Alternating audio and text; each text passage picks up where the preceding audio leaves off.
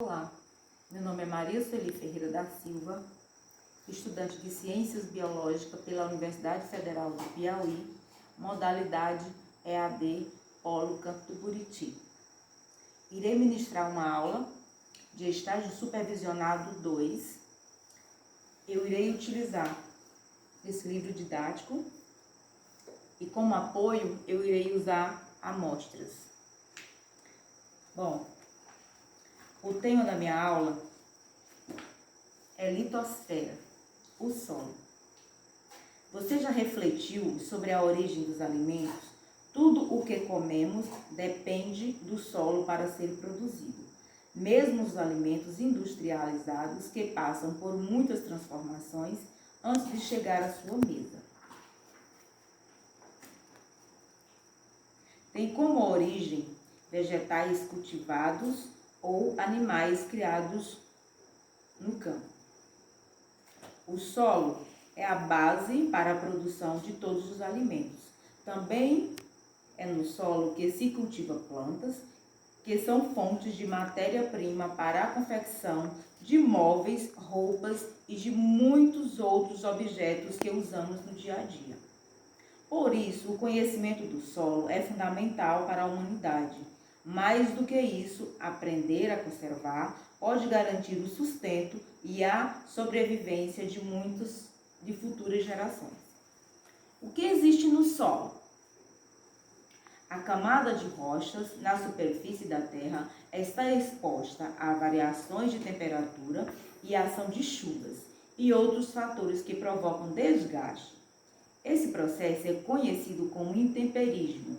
Ao longo de muito tempo, o material resultante dos desgastes dessas rochas vai formar o que chamamos de solo. Os grãos minerais que formam o solo são, portanto, pequenos pedaços de rochas. Além desses minerais, o solo é formado por água, ar e restos de organismos como fungo, animais e plantas. A circulação do ar entre os grãos do solo é fundamental, porque permite a respiração das raízes, das plantas e de outros organismos do solo. Você já pensou no que ocorre com as folhas que caem de uma árvore ou com os animais que morrem? Restos de plantas e de outros organismos servem de alimento para bactérias e fungos, chamados seres decompositores. Os decompositores desses restos de seres vivos formam uma matéria escura, chamada de humo. À medida que a decomposição avança, o humo se transforma em água, nutrientes, como sais minerais e gás carbônico, que podem ser aproveitados pelas plantas. Componentes do solo. Decompositores são as bactérias, o gás carbônico, água e nutrientes, e os decompositores são os fungos. Podemos dizer então que o solo é composto de uma parte mineral e de uma parte orgânica. A parte mineral é aquela que se originou da degradação das rochas. A parte orgânica é formada por restos de plantas, folhas, galhos, frutos de animais, ossos, tecidos e fezes, ou de outros seres vivos, bactérias, fungos, em diferentes estágios de decomposição. Bom, pessoal, já dei uma explanada na aula, né? Agora, eu trouxe algumas amostras. Amostras de quê? Amostra de rochas, que no próprio texto diz que elas se decompõem, né? Se transformando em solo. Eu trouxe alimentos, né? Esses alimentos que são produzidos no solo. Tem esse alimento aqui, que alguém pode dizer assim, mas o que tem a ver esse alimento com o solo? Bom, ele tem muito a ver. Por quê?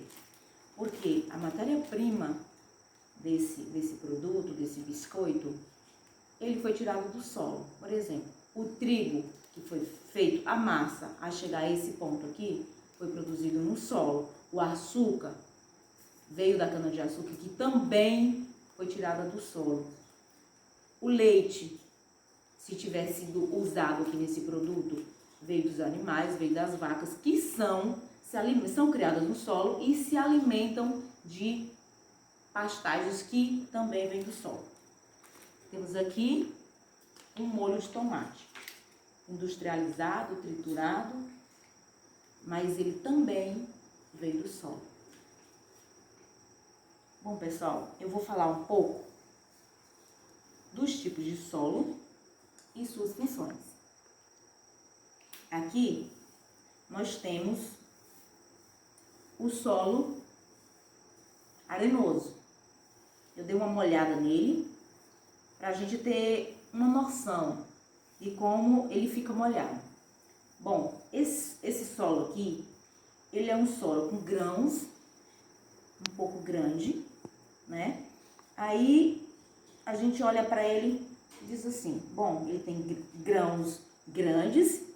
Será que esse solo, se a gente plantar algum tipo de plântula, será que vai dar certo? Bom, dá. Algumas espécies de planta dá, como por exemplo,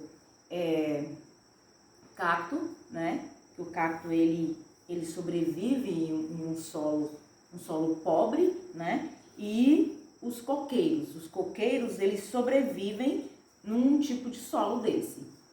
Por quê que eles sobrevivem?